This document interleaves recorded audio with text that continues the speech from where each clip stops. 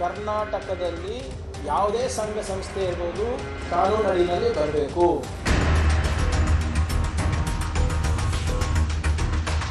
This is politics and all these gimmicks are being tried. ಏನಾದರೂ ಕೇಳಿದ್ರೆ ನೀವು ಧರ್ಮದ ಹೆಸರು ತರ್ತೀರಾ? ಧರ್ಮಕ್ಕೆ ಇದಕ್ಕೇನ್ರಿ ಸಂಬಂಧ? I don't need to respond.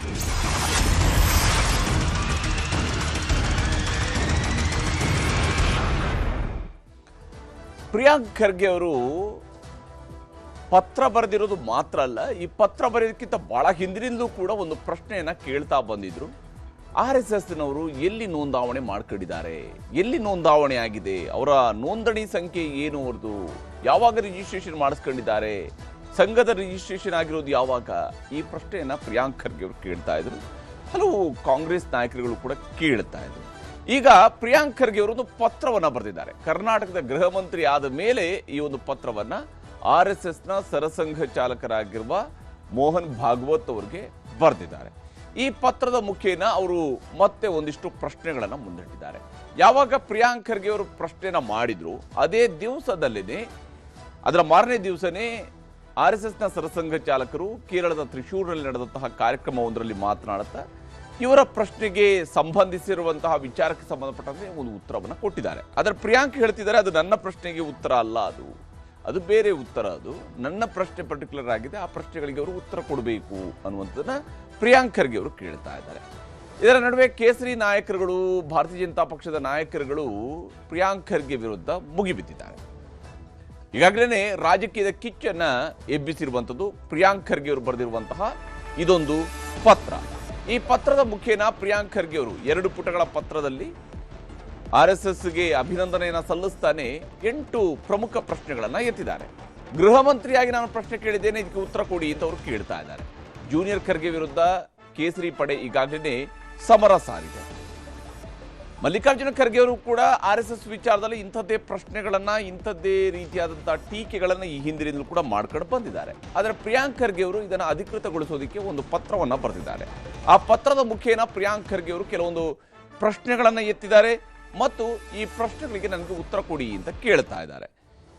ಮತ್ತು ಈ ಉತ್ತರ ಕೇಳುವ ಸಂದರ್ಭದಲ್ಲಿ ಅವರು ಹೇಳ್ತಾ ಇರೋದು, ನಾನು ಕರ್ನಾಟಕದ ಗೃಹ ಸಚಿವನಾಗಿ ಈ ಪತ್ರವನ್ನ ಬರೆದಿದ್ದೀನಿ ಅಂತ ಹೇಳ್ತಾ ಇದ್ದಾರೆ.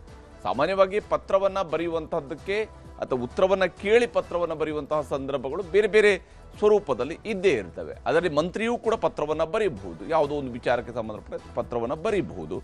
ಆ ರೀತಿಯಲ್ಲಿ ಈಗ ಮಂತ್ರಿ ಈಗ ಪತ್ರ ಬರೆದಿದ್ದಾರೆ. ಪತ್ರದ ಮುಖೇನ ಅವರು ಕೇಳಿದ್ದಾರೆ, ನನಗೆ ಇವುಗಳಿಗೆ ಉತ್ತರ ಕೊಡಿ ಅಂತ ಕೇಳಿದ್ದಾರೆ. ಉತ್ತರ ಕೊಡಲೇಬೇಕು ಅನ್ನುವಂತಹ ರೀತಿಯಲ್ಲಿ ಯಾವುದೇ ಪತ್ರಗೂ ಕೂಡ ಉತ್ತರ ಸಿಗುವುದಿಲ್ಲ. ಉತ್ತರ ಕೊಡಲೇಬೇಕು ಅಂತ ಹೇಳಿಲ್ಲ, ಅದು ಉತ್ತರ ಕೊಡಬಹುದು, ಕೊಡದೆಯೂ ಇರಬಹುದು ಅನ್ನುವಂಥದ್ದು ಹಂತಕ್ಕೆ ನಿಲ್ಲುತ್ತೆ. ಈಗ ಇಲ್ಲಿ ಉತ್ತರವನ್ನ ಕೇಳ್ತಾ ಇರುವಂತಹ ಗೃಹ ಸಚಿವರು, ಇಲ್ಲ ನನಗೆ ಉತ್ತರ ಬೇಕು ಅಂತ ಹೇಳ್ತಿದ್ದಾರೆ, ನೀವು ನನಗೆ ಇದಕ್ಕೆ ಉತ್ತರ ಕೊಡಬೇಕು ಅಂತ ಕೇಳ್ತಾ ಇದ್ದಾರೆ. ಹಾಗಾದ್ರೆ ಏನು ಪ್ರಶ್ನೆಗಳಿಲ್ಲಿ? ಸಂಘದವರು ಇದಕ್ಕೆ ಉತ್ತರ ಕೊಡ್ತಾರಾ, ಏನು ಉತ್ತರ ಕೊಡ್ತಾರೆ ಅನ್ನುವಂತಹ ಕುತೂಹಲ ಇದ್ದೇ ಇದೆ. ಸಂಘದವರು ಉತ್ತರ ಕೊಡ್ತಾರಾ ಅನ್ನುವಂಥದ್ದನ್ನ ಪ್ರಿಯಾಂಕ್ ಖರ್ಗೆ ಅವರು ಕೇಳ್ತಾ ಇದ್ದಾರೆ. RSSಗೆ 8 ಪ್ರಶ್ನೆಗಳನ್ನ ಪ್ರಿಯಾಂಕ್ ಖರ್ಗೆ ಅವರು ಹಾಕಿದ್ದಾರೆ. RSSಗೆ ಸಂಬಂಧಿಸಿರುವಂತಹ 8 ಮೂಲ ಪ್ರಶ್ನೆಗಳನ್ನ ಪ್ರಿಯಾಂಕ್ ಖರ್ಗೆ ಅವರು ಹಾಕಿದ್ದಾರೆ. RSSನ ಸಾಂಸ್ಥಿಕ ಸ್ಥಾನಮಾನದ ಸಾಕ್ಷಿಗಳು ಏನು ಅನ್ನುವಂಥದ್ದನ್ನು ಅವರು ಕೇಳಿದ್ದಾರೆ. ಅಂದರೆ RSSನ ಸ್ಥಾನಮಾನ ಯಾವ ರೀತಿಯಲ್ಲಿರುವಂಥದ್ದು, ಸಾಂಸ್ಥಿಕವಾಗಿರುವುದಕ್ಕೆ ಅವರ ಸ್ಥಾನಮಾನ ಏನು, RSSನ ಪ್ರತಿನಿಧಿಗಳು, ಕಚೇರಿ ಸಿಬ್ಬಂದಿ, ಶಾಖಾ ವ್ಯವಸ್ಥೆ ಹೇಗಿದೆ, ಯಾವ ಸ್ವರೂಪದಲ್ಲಿ ಇದು ಕಾರ್ಯನಿರ್ವಹಿಸುತ್ತೆ, RSSನ ಪ್ರತಿನಿಧಿಗಳು ಹಾಗೆಯೇ ಕಚೇರಿಯ ಸಿಬ್ಬಂದಿ ಇವರುಗಳಿಗೆಲ್ಲ ಯಾವ ರೀತಿಯಂತ ವ್ಯವಸ್ಥೆಗಳು ಮಾಡಲಾಗುತ್ತೆ ಅನ್ನೋದನ್ನು, ದೇಣಿಗೆಗಳು, ಕೊಡುಗೆಗಳು, ಖರ್ಚು ಮತ್ತು ಸ್ವತ್ತುಗಳ ವಿವರವನ್ನು ಕೂಡ ಅವರು ಕೇಳಿದ್ದಾರೆ. ದೇಣಿಗೆಗಳು ಅವರಿಗೆ ಸಂಗ್ರಹಿಸಿರುವಂಥದ್ದು, ಬಂದಿರುವಂತಹ ಕೊಡುಗೆಗಳ ಸಂಬಂಧಪಟ್ಟಂತಹ ವಿವರವನ್ನು ಕೂಡ ಅಲ್ಲಿ ಕೇಳಿದ್ದಾರೆ.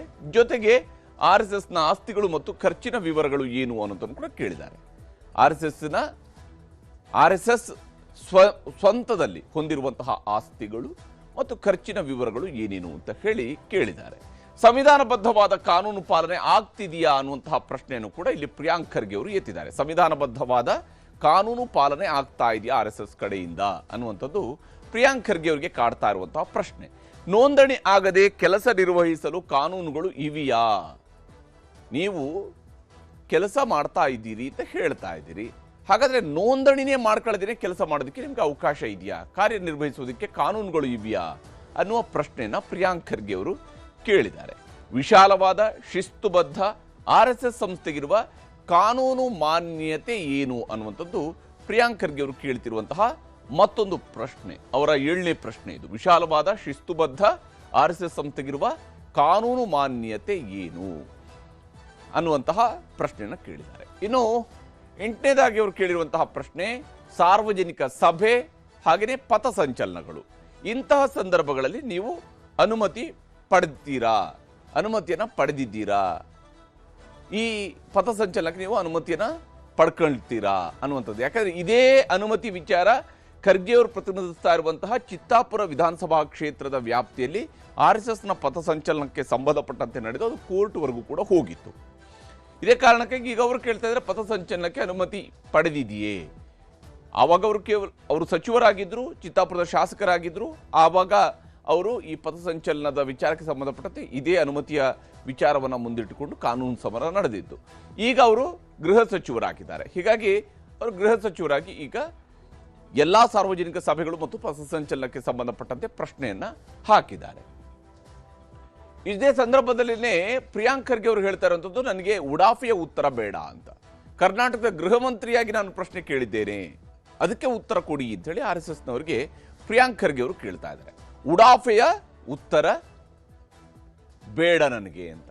ಕೇಳಿರುವ ಪ್ರಶ್ನೆಗಳಿಗೆ RSSನವರು ಉತ್ತರ ಕೊಡಲೇಬೇಕು ಅಂತೇಳಿ ಅವರು ಆಗ್ರಹಿಸ್ತಾ ಇದ್ದಾರೆ. ನಾನು ಕೇಳಿರ್ತಕ್ಕಂತಹ ಪ್ರಶ್ನೆಗಳಿಗೆ RSSನವರು ಉತ್ತರವನ್ನು ಕೊಡಲೇಬೇಕು. ಇದು ಪ್ರಿಯಾಂಕ್ ಖರ್ಗೆ ಅವರು ಮಾಡ್ತಾ ಇರುವಂತಹ ಆಗ್ರಹ. ದೇಶದ ಕಾನೂನು ಸಂವಿಧಾನಕ್ಕೆ ಗೌರವವನ್ನು ಕೊಡಲಿ, ದೇಶದ ಕಾನೂನಿಗೆ ಮತ್ತು ಸಂವಿಧಾನಕ್ಕೆ ಗೌರವವನ್ನು ಕೊಡಲಿ, ಅದರ ಪ್ರಕಾರವಾಗಿ ನನಗೆ ಉತ್ತರ ಕೊಡಲಿ ಅಂತ ಹೇಳಿಕೊಂಡು ಪ್ರಿಯಾಂಕ್ ಖರ್ಗೆ ಅವರು ಕೇಳ್ತಿದ್ದಾರೆ. ಕಾನೂನು ಪಾಲನೆ ಮೂಲಕವೇ 100 ವರ್ಷಗಳ ಸಂಭ್ರಮಾಚರಣೆಯನ್ನು ಮಾಡಲಿ ಅನ್ನುವಂಥದ್ದು ರಾಜ್ಯದ ಗೃಹ ಸಚಿವರಾಗಿರುವ ಪ್ರಿಯಾಂಕ್ ಖರ್ಗೆ ಅವರು ಕೇಳ್ತಿರುವಂತಹ ಮಾತು. ನನ್ನ ಪ್ರಶ್ನೆಗಳಿಗೆ ಈವರೆಗೂ ಕೂಡ ಉತ್ತರವನ್ನ ಕೊಟ್ಟೇ ಇಲ್ಲ ಅಂತ ಹೇಳಿ ಅವರು RSSಗೆ ಹೇಳ್ತಾ ಇದ್ದಾರೆ. ಇನ್ಫ್ಯಾಕ್ಟ್ ಅವರು ಪತ್ರವನ್ನು ಬರೆದಿರುವಂಥದ್ದು ಜೂನ್ 13ನೇ ತಾರೀಕಿಗೆ. 14ನೇ ತಾರೀಕಿನಂದು ಭಾಗವತ್ ಅವರು ಉತ್ತರವನ್ನ ಕೊಟ್ಟಿದ್ದಾರೆ. ಆದರೆ ಅದು ನನ್ನ ಪ್ರಶ್ನೆಗಳಿಗೆ, ನನ್ನ ಪತ್ರಕ್ಕೆ ಕೊಟ್ಟಿರುವ ಉತ್ತರ ಅಲ್ಲ ಅಂತ ಹೇಳುವಂಥದ್ದು ಪ್ರಿಯಾಂಕ್ ಖರ್ಗೆ ಅವರು ಕೊಡ್ತಿರುವಂತಹ ಸಮಜಾಯಿಷಿ. ನಿಷೇಧ ಮಾಡೋ ಚರ್ಚೆಗಳು ನಮ್ಮ ಮುಂದೆ ಇಲ್ಲ, RSSರ ನಿಷೇಧ ಮಾಡುವಂತಹ ಚರ್ಚೆಗಳಿಲ್ಲ, ಆದರೆ ಪ್ರಶ್ನೆಗಳಿಗೆ ಉತ್ತರ ಕೊಡಿ ಅಂತ ಹೇಳಿ ಪ್ರಿಯಾಂಕ್ ಖರ್ಗೆ ಅವರು ಹೇಳ್ತಾ ಇದ್ದಾರೆ. ಪ್ರಿಯಾಂಕ್ ಖರ್ಗೆ ಅವರು ಹೇಳ್ತಾ ಇರುವಂತಹ ಮಾತುಗಳು ಏನೇನಿದಾವೆ ಅಂತ ನಿಮ್ಗೆ ತೋರಿಸ್ತೀನಿ. ಇಲ್ಲಿ ಯಾವುದೇ ಸಂಘ ಸಂಸ್ಥೆ ಇರ್ಬೋದು, ಯಾವುದೇ ಧರ್ಮದ ಸಂಘ ಸಂಸ್ಥೆಗಳಿರ್ಬೋದು ಕೂಡ ಅವರು ಕಾನೂನಡಿನಲ್ಲಿ ಬರಬೇಕು. ನಮಗೆ ಗೊತ್ತಾಗಬೇಕಲ್ಲ, 20 ಲಕ್ಷ ಜನ ನೀವು ಸೇರಿಸ್ತಾ ಇದ್ದೀರಾ ಅಂದರೆ ರಾಜ್ಯದಲ್ಲಿ ನೀವು ಯಾರು, ಹೇಗೆ ಸೇರಿಸ್ತಾ ಇದ್ದೀರಾ, ಯಾಕೆ ಸೇರಿಸ್ತಾ ಇದ್ದೀರಾ ಅಂತ ಗೊತ್ತಾಗಬಾರ್ದಾ? ಆಮೇಲೆ ಈ ವರದಿ ನೀವೇ ಬಿಡುಗಡೆ ಮಾಡಿದ್ದು. ನಾನು ಕೇಳ್ತಾ ಇರೋದೇನಪ್ಪ, ಭಾಳ ಸಿಂಪಲ್ ಪ್ರಶ್ನೆಗಳಲ್ಲ, 7 ಪ್ರಶ್ನೆಗಳು ಕೇಳಿದ್ದೀನಿ. ಆಯ್ತು, ನಿಮ್ಗೆ 7ಕ್ಕೂ ಕೊಡಲಿಕ್ಕೆ ಇಂಟ್ರೆಸ್ಟ್ ಇಲ್ಲ ಅಂದರೆ ಮೊದಲೇ 3-4 ಜನ ಹೇಳಬೇಕಲ್ಲ ನೀವು. ಪ್ರತಿಯೊಂದು ಚರ್ಚ್ ಇರ್ಬೋದು, ಮಸೀದಿ ಇರ್ಬೋದು, ದೇವಸ್ಥಾನ ಇರ್ಬೋದು, ವ್ಯಕ್ತಿ ಇರ್ಬೋದು, ಕಾರ್ಮಿಕ ಇರ್ಬೋದು, ಸಣ್ಣ ಪುಟ್ಟ ಅಂಗಡಿ ಇರ್ಬೋದು, ಸಣ್ಣ ಪುಟ್ಟ ವ್ಯಾಪಾರಿಗಳಿರ್ಬೋದು, ಎಲ್ಲರೂ ರಿಜಿಸ್ಟ್ರೇಷನ್ ಮಾಡ್ಕೊಂಡು ಕಾನೂನು ಪಾಲನೆ ಮಾಡ್ತಾರೆ. ಇವ್ರು ಮಾಡೋದಿಲ್ಲ ಅಂತ. Mister Mohan Bhagwat has not replied to this letter. उनका जो उत्तर था त्रिशूर में था जून 13 को, और मेरा letter of course it is on 13th June but released yesterday, dispatched yesterday on June 15th. ಹೀಗೆ ಪ್ರಿಯಾಂಕ್ ಖರ್ಗೆ ಅವರು ತನ್ನ ಪತ್ರಕ್ಕೆ ಕೊಟ್ಟಿರುವ ಉತ್ತರ ಅಲ್ಲ, ತ್ರಿಶೂರ್ನಲ್ಲಿ ಅವರು ಕೊಟ್ಟಿರುವಂತಹ ಉತ್ತರ ನನ್ನ ಪತ್ರಕ್ಕೆ ಕೊಟ್ಟಿರುವ ಉತ್ತರ ಅಲ್ಲ ಅಂತ ಹೇಳ್ತಾ ಇದ್ದಾರೆ. ಮತ್ತು ನನಗೆ ನೀವೆಲ್ಲ ಪ್ರಶ್ನೆಗಳಿಗೆ ಉತ್ತರ ಕೊಡದಿದ್ರೂ ಪರವಾಗಿಲ್ಲ, ಒಂದು 3-4 ಪ್ರಶ್ನೆಗಾದ್ರೂ ಉತ್ತರ ಕೊಡಿ ಅಂತ ಹೇಳ್ತಿದ್ದಾರೆ. ಪಾರದರ್ಶಕತೆ, ಖರ್ಚು ವೆಚ್ಚ ಕೇಳಿದರೆ ಧರ್ಮದ ಲೇಪವನ್ನ ಹಚ್ಚುತ್ತಾರೆ ಅನ್ನುವಂಥದ್ದು ಪ್ರಿಯಾಂಕ್ ಖರ್ಗೆ ಅವರ ಆಕ್ಷೇಪ. ಯಾಕಂದ್ರೆ ಈಗಾಗಲೇ ತ್ರಿಶೂರ್ನಲ್ಲಿ ಮಾತನಾಡಿರುವಂತಹ ಉತ್ತರ ಅದು ಕೂಡ ಸಾರ್ವಜನಿಕ ವಲಯದಲ್ಲಿ ಇರುವಂಥದ್ದು ಮೋಹನ್ ಭಾಗವತ್ ಅವರು ಕೊಟ್ಟಿದ್ದಾರೆ. ಪತ್ರದಲ್ಲಿ ಎಲ್ಲಾದರೂ ಹಿಂದೂ ಅಂತ ಇದೆಯಾ ಅನ್ನುವ ಪ್ರಶ್ನೆಯನ್ನು ಪ್ರಿಯಾಂಕ್ ಅವರು ಕೇಳ್ತಾ ಇದ್ದಾರೆ. ನಾನು ಬರೆದಿರ್ತಕ್ಕಂತಹ ಪತ್ರದಲ್ಲಿ ಎಲ್ಲಾದರೂ ನಾನು ಹಿಂದೂ ಅನ್ನುವಂಥ ವಿಚಾರಗಳನ್ನು ಬರೆದಿದ್ದೀನಾ ಅನ್ನುವ ಪ್ರಶ್ನೆಯನ್ನು ಮತ್ತೆ ಎಸೆದಿದ್ದಾರೆ. ಇಲ್ಲಿ ಹಿಂದೂ ಧರ್ಮವು ನೋಂದಣಿ ಆಗಿಲ್ಲ ಅನ್ನುವಂತಹ ಮಾತಿಗೆ ಸಂಬಂಧಪಟ್ಟಂತೆ, ಅಂದರೆ ಭಾಗವತ್ ಅವರು ಮಾತಾಡ್ತಾ ಹೇಳಿದರು RSSಗೆ ನೋಂದಣಿ ಆಗಿಲ್ಲ, ಯಾಕಂದರೆ ನೋಂದಣಿ ಮಾಡ್ಕೊಳ್ಳೇಬೇಕು ಅಂತ ಇಲ್ಲ, ನಾವು ಬ್ರಿಟಿಷರ ಕಾಲದಲ್ಲಿ ಶುರುವಾಗಿರುವ ಸಂಸ್ಥೆ ಇದು, ಯಾವತ್ತೂ ಕೂಡ ಯಾರೂ ನೋಂದಣಿಯನ್ನು ಮಾಡಿಸ್ಕೊಳ್ಳಿ ಅಂತ ನಮಗೆ ಹೇಳೂ ಇಲ್ಲ, ಕೇಳೂ ಇಲ್ಲ. ಮತ್ತು ಹಿಂದೂ ಧರ್ಮಕ್ಕೂ ಕೂಡ ಏನು ನೋಂದಣಿ ಅನ್ನುವಂಥದ್ದು ಇಲ್ಲ ಅಂತ ಹೇಳಿದರು. ಅದಕ್ಕೆ ಹಿಂದೂ ಧರ್ಮವು ನೋಂದಣಿ ಆಗಿಲ್ಲ ಅನ್ನುವಂತಹ ಮಾತಿಗೆ ಪ್ರಿಯಾಂಕ್ ಅವರು ಟಕ್ಕರ್ ಕೊಟ್ಟಿದ್ದಾರೆ. ನಾನು ಧರ್ಮದ ವಿಚಾರವನ್ನು ಇಲ್ಲಿ ಪ್ರಸ್ತಾಪಿಸಿಲ್ಲ ಅಂತೇಳಿ ಪ್ರಿಯಾಂಕ್ ಖರ್ಗೆ ಅವರು ಹೇಳ್ತಾ ಇದ್ದಾರೆ. ಏನಾದರೂ ಕೇಳಿದ್ರೆ ನೀವು ಧರ್ಮದ ಹೆಸರು ತರ್ತೀರಾ? ಧರ್ಮಕ್ಕೆ ಇದಕ್ಕೇನ್ರಿ ಸಂಬಂಧ? ಎಲ್ಲ ನಾನು ಹೇಳಿದ್ದೀನ ನೀವು ಧರ್ಮ ರಿಜಿಸ್ಟರ್ ಮಾಡ್ಕೊಳ್ಳಿ ಅಂತ. ಎಲ್ಲಿ ತೋರಿಸ್ಬಿಡಿ. ಇಲ್ಲೆಲ್ಲಿ ಈ ನನ್ನ ಪತ್ರದಲ್ಲಿ ಹಿಂದೂ ಅಂತ ಎಲ್ಲಾದರೂ ಒಂದು ಶಬ್ದ ಬಂದಿದೆಯಾ, ಪದ ಬಂದಿದೆಯಾ, ಧರ್ಮ ಅಂತ ಬಂದಿದೆಯಾ?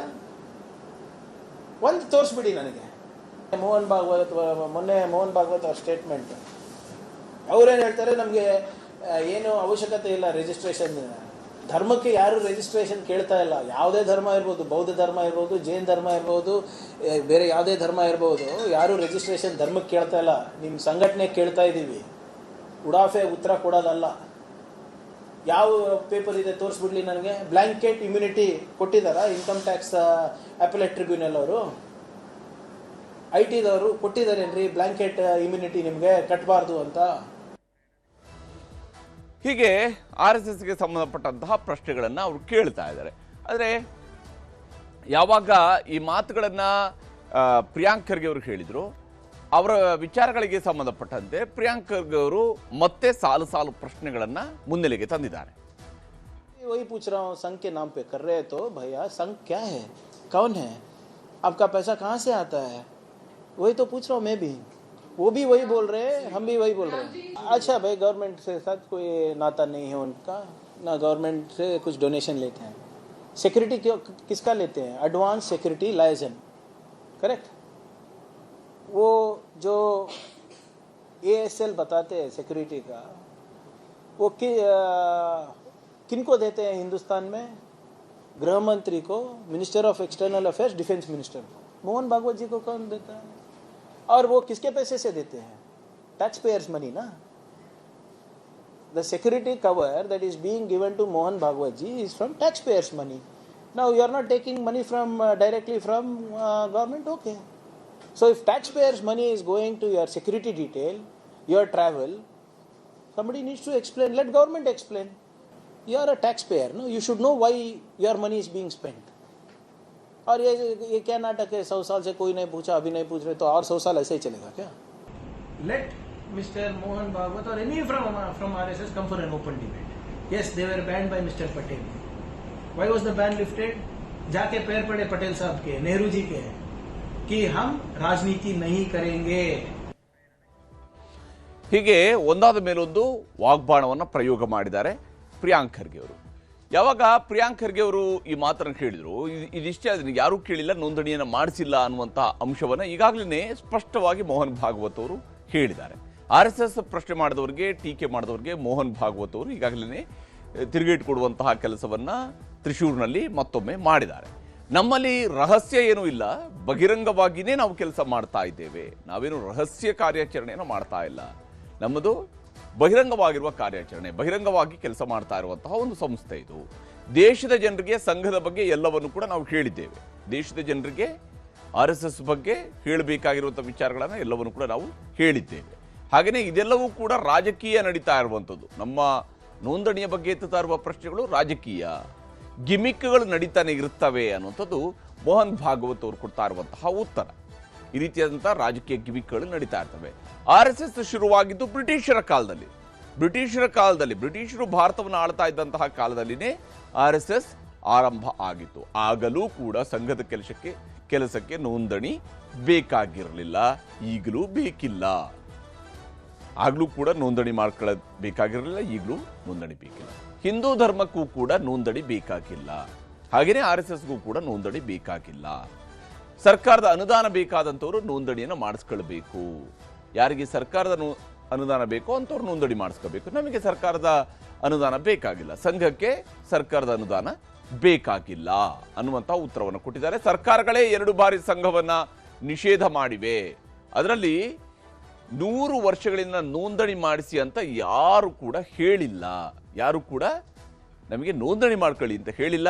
ಸರ್ಕಾರದ ಬಳಿಯೇ ಇರುವಂತಹ ಸಂವಿಧಾನದಲ್ಲೂ ಕೂಡ ಅದನ್ನು ಹೇಳಿಲ್ಲ. ಸರ್ಕಾರ ಅಂಗೀಕಾರ ಮಾಡ್ಕೊಂಡಿರುವಂತಹ ಸಂವಿಧಾನದ ಪ್ರಕಾರವಾಗಿ ಕೂಡ ಇಲ್ಲ ನೀವು ನೋಂದಣಿ ಮಾಡ್ಕೊಳ್ಬೇಕು ಅಂತ ಹೇಳಿಲ್ಲ ಅಂತ ಹೇಳಿ ಮೋಹನ್ ಭಾಗವತ್ ಅವರು ಈಗಾಗಲೇ ಒಂದು ಉತ್ತರವನ್ನ ಕೊಟ್ಟಿದ್ದಾರೆ ನೋಂದಣಿಗೆ ಸಂಬಂಧಪಟ್ಟಂತೆ ಎತ್ತಿದ್ದಂತಹ ಪ್ರಶ್ನೆಗಳಿಗೆ ಉತ್ತರವಾಗಿ. Sangha started in British times and Sangha started as a public will.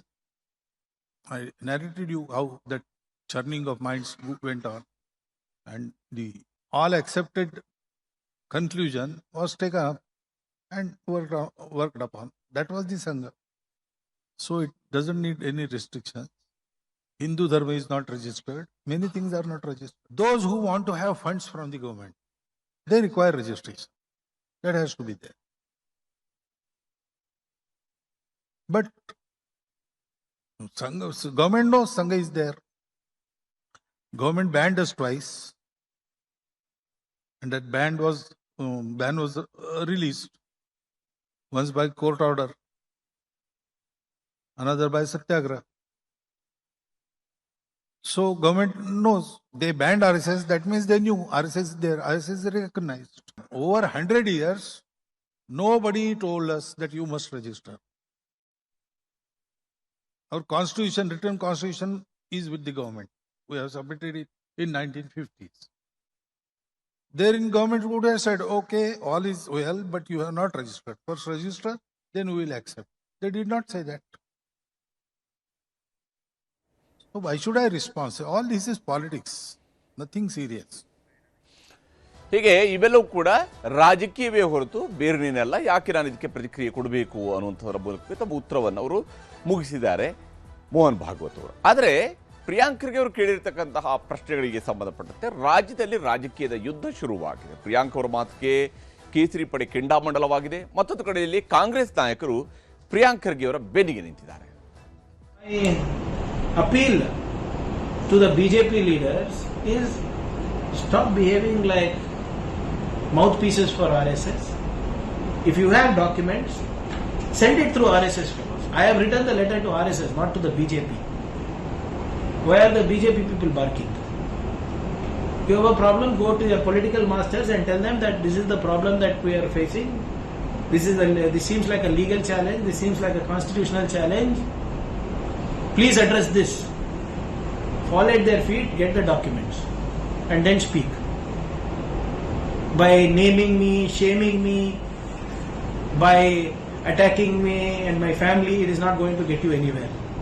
ನೀವು ಪರಿಶಿಷ್ಟ ಜಾತಿ ವರ್ಗಗಳ ಮೀಸಲಾತಿಯ ಕೋಟಾದ ಅಡಿಯಲ್ಲಿ ನೀವು ದಲಿತರ ಹೆಸರಿನಲ್ಲಿ ಆಗಿ ಇಲ್ಲದ ಅನವಶ್ಯಕವಾದ ವಿಚಾರಗಳನ್ನು ತಗೊಂಡು ದಲಿತರಿಗೆ ಅನ್ಯಾಯ ಯಾಕೆ ಮಾಡ್ತಾ ಇದ್ದೀರಿ? ರಾಜೀನಾಮೆ ಕೊಟ್ಟು ಬೇರೆ ನಿಮ್ಮ ಹೋರಾಟ ಮಾಡಿ. ಯಾರು ಬೇಡ ಅಂದ್ರು? ನಾನೇನು RSSನ ಸ್ಪೋಕ್ಸ್ ಪರ್ಸನ್ ಅಲ್ಲ. ನನಗೆ ಅದರ ಬಗ್ಗೆ ಮಾತಾಡ್ತಕ್ಕಂಥ ಯಾವ ಅಧಿಕಾರ ಇಲ್ಲ. ಆದರೆ ವಿರೋಧ ಪಕ್ಷದ ನಾಯಕನಾಗಿ ನೀವು ಮಾಡ್ತಕ್ಕಂಥದ್ದನ್ನು ನಾನು ಪ್ರಶ್ನೆ ಮಾಡಲಿಕ್ಕೆ ನನಗೆ ಅಧಿಕಾರ ಇದೆ. ಟ್ರ್ಯಾಕ್ ರೆಕಾರ್ಡ್ ನೋಡಬೇಕು ಅಂದರೆ 100 ವರ್ಷದ ಜರ್ನಿಯೇ ಸಂಘದ ಟ್ರ್ಯಾಕ್ ರೆಕಾರ್ಡು. ಇನ್ನು ಗೃಹ ಸಚಿವರಾಗಿ ಅವರು ಪತ್ರ ಬರೆದಿದ್ದರೆ ಗೃಹ ಸಚಿವರಿಗೆ ಅವರ ಹತ್ರ ಇಲಾಖೆ ಇದೆ. ಅವರ ಇಲಾಖೆಯಲ್ಲೇ ಯಾವಾಗ ಸಂಘವನ್ನು 48ರಲ್ಲಿ ಗಾಂಧಿ ಹತ್ಯೆಯ ನೆಪದಲ್ಲಿ ಬ್ಯಾನ್ ಮಾಡಿದರು, ಬ್ಯಾನ್ ಮಾಡಿದವರು FIRನೂ ಹಾಕಲಿಲ್ಲ, ಚಾರ್ಜ್ ಶೀಟ್ನೂ ಹಾಕಲಿಲ್ಲ ಸಂಘದ ಮೇಲೆ. ಜಾತಿಗೆ ರಿಜಿಸ್ಟರ್ ಮಾಡಿಸಬಾರ್ದು. ಎಲ್ಲರಿಗೂ ಒಂದು ಕಾನೂನು, ಅವರೊಬ್ರಿಗೆ ಒಂದು ಕಾನೂನು. ಬಾಡಿ ಆಫ್ ಇಂಡಿವಿಜುವಲ್ಸ್ ಆದ ತಕ್ಷಣ ಅವ್ರು ಎಷ್ಟೇ ಆರ್ಥಿಕ ವ್ಯವಹಾರಗಳು ಮಾಡಿಕೊಂಡ್ರು ಕೂಡ ಅವ್ರನ್ನ ರಿಜಿಸ್ಟ್ರೇಷನಿಂದ ಎಕ್ಸ್ಕ್ಲೂಡ್ ಮಾಡಬೇಕು, ಅವ್ರಿಗೆ ವಿನಾಯಿತಿ ಕೊಡಬೇಕು ಅಂತ ಹೆಂಗೆ ಹೇಳೋಕ್ಕೆ ಸಾಧ್ಯ ಆಗುತ್ತೆ? ಯಾಕೆಂದರೆ RSS ಬರೀ ಕಲ್ಚರಲ್ ಆರ್ಗನೈಸೇಷನ್ ಅಲ್ಲ. ಹೆಸರು ಕಲ್ಚರಲ್ ಆರ್ಗನೈಸೇಷನ್ ಇದ್ದರೂ ಕೂಡ ಅದೊಂದು ಪೊಲಿಟಿಕಲ್ ಆರ್ಗನೈಸೇಷನ್. ಅವರು BJP ಅವ್ರಿಗೋಸ್ಕರ ಎಲ್ಲ ಎಲೆಕ್ಷನಲ್ಲಿ ಕೆಲಸ ಮಾಡೋದು ಚೆನ್ನಾಗಿ ಗೊತ್ತೇ ಇದೆ. ಅಷ್ಟೊಂದು ಜನ ಕಾರ್ಯಕರ್ತರಿದ್ದಾರೆ, ಅವ್ರನ್ನೆಲ್ಲ ಮೇಂಟೈನ್ ಮಾಡಬೇಕು. ಪ್ರತಿಯೊಂದು ಸಿಟಿನಲ್ಲೂ ಕೂಡ ಅವರಿಗೆ ಕೋಟ್ಯಾಂತರ ರೂಪಾಯಿ ಬೆಳೆ ಬಾಳುವಂಥ ಆಸ್ತಿಗಳಿವೆ, ಕಟ್ಟಡಗಳಿವೆ. ಎಲ್ಲಿಂದ ಬಂತು? ಸೊ ಇದನ್ನೆಲ್ಲ ನಾವು ತಿಳ್ಕೊಳ್ಬೇಕು ಅಂತಂತಂದ್ರೆ ಫಸ್ಟ್ ರಿಜಿಸ್ಟ್ರೇಷನ್ ಆಗಬೇಕು. ನೋಡ್ರಿ, ಪ್ರಿಯಾಂಕ ಖರ್ಗೆ ಅವರು ಕಾಂಗ್ರೆಸ್ಸಿನ ರಾಷ್ಟ್ರೀಯ ಅಧ್ಯಕ್ಷರಾದ ಮಲ್ಲಿಕಾರ್ಜುನ್ ಖರ್ಗೆ ಅವರ ಮಗ. ಭಾಳ ಸಣ್ಣ ವಯಸ್ಸಲ್ಲಿ ಭಾಳ ದೊಡ್ಡ ಮಂತ್ರಿ ಹುದ್ದೆಗಳನ್ನು ನಿರ್ವಹಿಸುವಂಥ ಅವಕಾಶ ಅವ್ರಿಗೆ ಸಿಕ್ಕೈತಿ. ಕಾಂಗ್ರೆಸ್ನಲ್ಲಿ ಭಾಳ ಪ್ರಮುಖ ಲೀಡರ್ ಆಗಿ ಅವರು ಹೊರಹೊಮ್ಮಿದ್ದಾರೆ. ಅವರು ಈ ರೀತಿಯ ಸಣ್ಣ ಸ್ಟಂಟ್ಗಳಿಗೆ ಹೋಗಬಾರ್ದು. ಏನೋ ನಾನು ಕೇಂದ್ರದಲ್ಲಿ ನಾನು ಸುದ್ದಿ ಮಾಡ್ತೀನಿ, ಇಡೀ ದೇಶಾದ್ಯಂತ ಸುದ್ದಿ ಮಾಡ್ತೇನೆ ಅಂಥೇಳಿ ಈ ರೀತಿಯ ಸ್ಟಂಟ್ಗಳನ್ನು ಅವರು ಮಾಡುವಂಥ ಕೆಲಸ ಅವರಿಗೆ ಅವಶ್ಯಕತೆ ಇಲ್ಲ. ಅವರು ಕಾನೂನು ಬಗ್ಗೆ ಮಾತನಾಡಿದಾಗ ರಿಜಿಸ್ಟರ್ ಮಾಡಿಕೊಂಡು ಲೆಕ್ಕಪತ್ರವನ್ನು ಕೊಡುವಂಥದ್ದು ಇದೆಲ್ಲ ಮಾಡುವಂಥದ್ದು ಅದು ಅವ್ರ ಕರ್ತವ್ಯ, ಅದು ಕಾನೂನಾತ್ಮಕವಾಗಿರೋದನ್ನು ಸಹ. ಅದನ್ನು ಬಿಟ್ಟು ಹಿಂದೂ ಧರ್ಮ ರಿಜಿಸ್ಟರ್ ಆಗಿಲ್ಲ, ಇಸ್ಲಾಂ ಧರ್ಮ ರಿಜಿಸ್ಟರ್ ಆಗಿಲ್ಲ, ಇದೆಲ್ಲವೂ ಕೂಡ ಹಾರಿಕೆಯ ಉತ್ತರಗಳು. ಇದು ಯಾವುದಕ್ಕೂ ಕೂಡ ಇದು ಅವ್ರಿಗೆ ಕೇಳಿದಂಥ ಪ್ರಶ್ನೆಗೆ ಉತ್ತರ ಅಲ್ಲ, ಅವ್ರಿಗೆ ಕೇಳಿದ ಪ್ರಶ್ನೆಗೆ ನೀವು ಉತ್ತರ ಕೊಡುವಂಥದ್ದು ನಿಮ್ಮ ಕಡೆ ಆಗ್ತಾ ಇಲ್ಲ. ಹೀಗಾಗಿ ಈ ರೀತಿ ಉತ್ತರವನ್ನು ಹಾಕುವಂಥ ಉತ್ತರವನ್ನು ಕೊಡ್ತಾ ಇದ್ದಾರೆ. ಹೀಗೆ ಇಲ್ಲಿ ರಾಜಕೀಯದ ಜಿದ್ದಾಜಿದ್ದಿಯು ಕೂಡ ಮುಂದುವರೆದಿದೆ. ಪ್ರಿಯಾಂಕ್ ಖರ್ಗೆ ಅವರ ಬೆಂಬಲಕ್ಕೆ ಅವರ ಪಕ್ಷದ ಶಾಸಕರುಗಳು ನಿಂತಿದ್ದಾರೆ. ಮತ್ತೊಂದು ಕಡೆಯಲ್ಲಿ RSSನ ವಿಚಾರಗಳಿಗೆ ಸಂಬಂಧಪಟ್ಟಂತೆ ಪ್ರಿಯಾಂಕ್ ಎತ್ತಿರ್ತಕ್ಕಂತಹ ಪ್ರಶ್ನೆಗಳಿಗೆ ಬಿಜೆಪಿ ನಾಯಕರು ತಮ್ಮದೇ ಶೈಲಿಯ ಉತ್ತರಗಳನ್ನು ಕೊಡ್ತಾ ಇದ್ದಾರೆ. ಇದು ಇಲ್ಲಿಗೆ ನಿಲ್ಲುವಂಥ ವಿಚಾರ ಅಲ್ಲ, ಇದು ಒಂದು ಸೈದ್ಧಾಂತಿಕ ಸಂಘರ್ಷವಾಗಿಯೇ ನಡೀತಾ ಬಂದಿರುವಂಥದ್ದು. ಆ ಸೈದ್ಧಾಂತಿಕ ಸಂಘರ್ಷ ಯಾವ ಹಂತಗಳ ಕಡೆಗೆ ಹೋಗುತ್ತೆ ಅನ್ನೋದನ್ನು ನೋಡಬೇಕು. ಎರಡನೇ ಸುದ್ದಿ ಕಡೆಗೆ ಹೋಗೋಣ. ದೊಡ್ಡ ದೊಡ್ಡವರ ಹೋರಾಟಕ್ಕೆ ನಿರ್ಧಾರ, ಅಖಾಡ ರಣರಣ. ಬಿಡದಿಯಲ್ಲಿ ಪರ ವಿರುದ್ಧದ ಸಮರ. ಇದುವೇ ಚದುರಂಗದ ಎರಡನೇ ಸ್ಟೋರಿ. ಬಿಡದಿಯಲ್ಲಿ ಮೈತ್ರಿ ಸಮರ.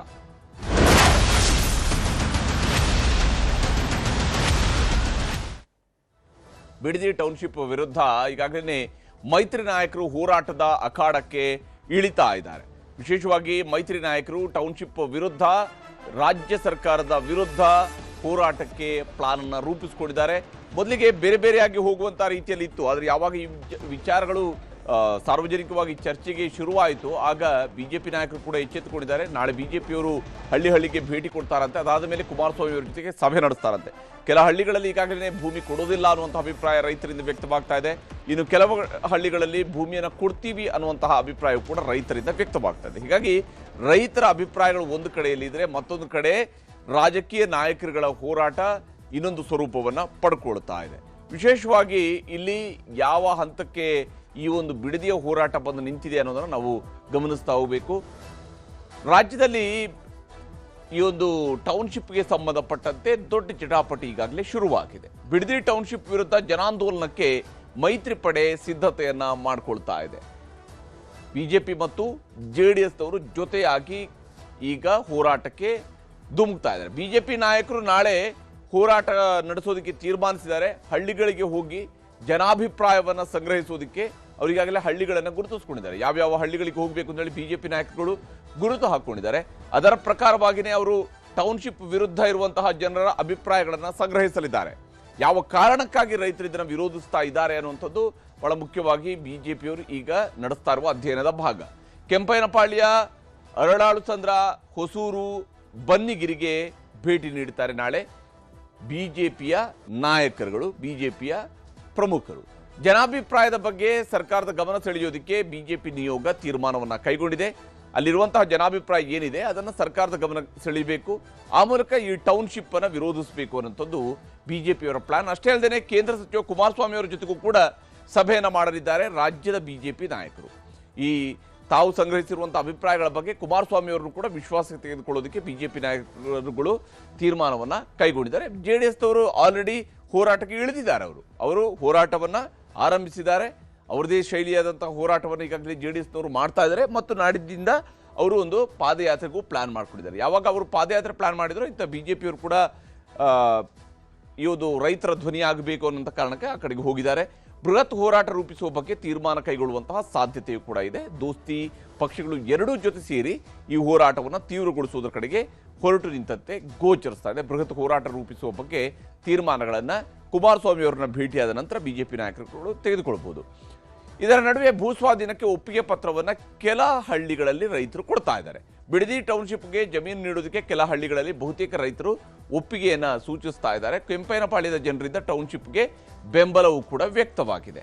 ವಿಶೇಷವಾಗಿ ತಮ್ಮ ಜಮೀನು ಬಿಟ್ಟುಕೊಡೋದಾಗಿ ಒಪ್ಪಿಗೆ ಪತ್ರವನ್ನು ಅವರು ಇವಾಗ GBAನವರಿಗೆ ಕೊಡ್ತಾ ಇದ್ದಾರೆ. GBAಯಿಂದ ತಿಳುವಳಿಕೆ ಪತ್ರವನ್ನು ರೈತರು ಪಡ್ಕೊಂಡಿದ್ದಾರೆ ಮತ್ತು ಒಳ್ಳೆ ಬೆಲೆ ಸಿಗುತ್ತಾ ಇದೆ, ಹೀಗಾಗಿ ಭೂಮಿ ಕೊಡ್ತಾ ಇದ್ದೀವಿ ಅಂತೇಳಿ ರೈತರು ಹೇಳ್ತಾ ಇದ್ದಾರೆ. ನಾವು ಅಂದ್ಕೊಂಡದಕ್ಕಿಂತ ಕೂಡ ಒಳ್ಳೆ ಬೆಲೆ ಈಗ ನಮ್ಮ ಭೂಮಿಗೆ ಸಿಗ್ತಾ ಇದೆ, ಹಾಗಾಗಿ ನಮ್ಮ ಭೂಮಿಯನ್ನು ಸರ್ಕಾರಕ್ಕೆ ಬಿಟ್ಕೊಡ್ತೀವಿ ಅಂತೇಳಿ ರೈತರು ತಮ್ಮ ಅಭಿಪ್ರಾಯವನ್ನು ವ್ಯಕ್ತಪಡಿಸ್ತಾ ಇದ್ದಾರೆ. ಇಲ್ಲಿ ನಾವು ವ್ಯವಸಾಯ ಮಾಡೋಕ್ಕಾಗ್ತಾ ಇಲ್ಲ. ಇತ್ತಲಾಗೆ ಇಂಡಸ್ಟ್ರಿ ಐತೆ, ಈ ಕಡೆಗೆ ಟೊಯೋಟಾ ಕಂಪ್ನಿ ಅವೆಲ್ಲ ಆಳುಗಳು ಸಿಕ್ಕಲ್ಲ. ಆಮೇಲೆ ನೀರು ಬೇರೆ ಕಚಡ ನೀರು, ಆ ನೀರಿನಲ್ಲಿ ಯಾವುದೂ ಬೆಳೆ ಬೆಳೆಯೋಕ್ಕಾಗ್ತಾ ಇಲ್ಲ. ನಮಗೆ ಏನೇ ಬೆಳೆಯೋಕೆ ಹೋದ್ರೂ ಕಷ್ಟ ಐತೆ, ಬೆಳೆ ಬೆಳಬೇಕು ಆಗಲ್ಲ. ಅದ್ರ ದೇಶದಿಂದ ನಮ್ಗೆ ಮೊದಲು ಅಕ್ವೈರಾಗ್ಬಿಡ್ಲಿ ಅಂತ ನಮ್ಮ ಆಸೆ. ಇವತ್ತು ರೇಷ್ಮೆ ಮಾರ್ಕೆಟ್ನಲ್ಲೋ ಅಥವಾ ತರಕಾರಿ ಮಾರ್ಕೆಟ್ಗೆ ಹೋದ್ರೆ ಏನಂತ ಹೇಳ್ತೀವಿ ಗೊತ್ತಾ, ನಮ್ಮ ಹೆಸರು ಹೇಳಲ್ಲ, ನಮ್ಮ ಊರ ಹೆಸರು ಹೇಳಲ್ಲ, ಬೇರೆ ಅಕ್ಕಪಕ್ಕದ ನೀರಿಲ್ವಲ್ಲ ಆ ಕಡೆ ಹೆಸರು ಹೇಳ್ತಾ ಇದ್ದೀವಿ. ಯಾಕೆಂದ್ರೆ ನಮ್ಮದು ಈ ತರಕಾರಿನೇ ಆಗಲಿ ಅಥವಾ ರೇಷ್ಮೆ ಗುಂಡೇನೆ ನಾವೆಲ್ಲ ಬಿರ ಸುಳ್ಳು ಹೇಳೋದೆ. ನಮ್ಮದು ಈ ಕೆಂಪನಹಳ್ಳಿನೋ ಕೆಂಗಸಿನಹಳ್ಳಿ ಅಂತ ರಾಮನಗರ ಸೈಡ್ ಆ ಕಡೆ ಸೈಡ್ ಹೇಳ್ಕೊಂತೀವಿ. ಈ ಸೈಡ್ ಹೇಳಿದ್ರೆ ಗೂಡಿನ ರೈಟ್ ಇದಕ್ಕೆ ಡಮಾರ್ ಆಗೋಯ್ತು. 2006ರಲ್ಲಿ ಮನೆ ಕುಮಾರಣ್ಣ, ಹೊಸಕೋಟೆ, ನಂದಗುಡಿ, ಮಾಗಡಿ, ಸೋಲೂರು, ರಾಮನಗರದ ಕಸ್ಬಾ ಹೋಬಳಿ, ನಮ್ಮ ಬಿಡದಿ ನಮ್ಮ 2 ಪಂಚಾಯತ್ ಇದು, ಮತ್ತು ಸಾತ್ನೂರು ಅವು 5 ಟೌನ್ಶಿಪ್ ಮಾಡಬೇಕು ಅಂತ ತೀರ್ಮಾನ ಮಾಡ್ಕೊಂಡ್ರು. 5 ಹೋಬ್ಳಿನ ಬಿಟ್ಟು ನಮ್ಮ ಬಿಡದಿನೇ ಯಾಕೆ ಮಾಡಿದ್ರು ರೆಡ್ ಝೋನು? ಅವತ್ತು ನಮ್ಮ ಬಿಡದಿ ಹೋಬ್ಳಿ ರೆಡ್ ಝೋನ್ ಮಾಡಿಲ್ಲ ಅಂದಿದ್ರೆ ಇವತ್ತು ಈ ಪರಿಸ್ಥಿತಿ ಬರ್ತಾ ಇರಲಿಲ್ಲ. ಈ ರಿಜಿಸ್ಟ್ರಿ ಸ್ಟಾಪ್ ಆಗೋದಕ್ಕೆ ಮುಂಚೆ 40 ಲಕ್ಷಕ್ಕೆ ಜಮೀನು ತಗೊಂಡು 70 ಲಕ್ಷಕ್ಕೆ ಮಾರವ್ರೆ ಬೇರೆಯವ್ರಿಗೆ. ಅವತ್ತು ರೈತರುಗಳು ಇರ್ಲಿಲ್ವಾ ಸರ್ ಹೇಳಿ? ಅವತ್ತು ರೈತರುಗಳು ಇರ್ಲಿಲ್ವಾ? ಅವತ್ತು ರೈತರುಗಳು ಕಾಣಿಸ್ತಾ ಇರ್ಲಿಲ್ಲ, ತಾಳಪ್ಪ ನಾನೊಬ್ಬ ರೈತನ ಹಾಳು ಮಾಡ್ತಾ ಇದ್ದೀನಿ ಅಂತ ಜ್ಞಾನ ಇರ್ಲಿಲ್ವಾ ಸರ್ ನಿಮ್ಗೆ? ಇಲ್ಲ ಸರ್, ಬಂದು ನಮ್ಮ ಜೊತೆ ಬಂದು ನೋಡಿ, ನೀವು ನಮ್ಮ ಗದ್ದೆಗಳೆಲ್ಲ ಇದೆ, ಅಲ್ಲಿ ಬಂದು ನೋಡ್ಬಿಟ್ಟು ಆಮೇಲೆ ನೀವು ಹೇಳಿ ಇದು ಮಾಡಬೇಕೋ ಬೇಡವಾ ಅಂತ ಕೇಳಿ. ಇಲ್ಲ ಕುಮಾರಣ್ಣನೇ ಕರ್ಕೊಂಡ್ ಬನ್ನಿ, 6 ತಿಂಗಳು ಟೈಮ್ ತಗೊಳ್ರಿ, 6 ತಿಂಗಳು ಇಲ್ಲೇ ಸಂಸಾರ ಮಾಡ್ಲಿ, ಅವ್ರ ಕುಟುಂಬ ಸಮಾಜ ಬಂದು ಸಂಸಾರ ಮಾಡ್ಲಿ, ಜೀವನ ಮಾಡ್ಲಿ, ನೋಡ್ಲಿ ಅವಾಗ ಮಾತಾಡ್ಲಿ.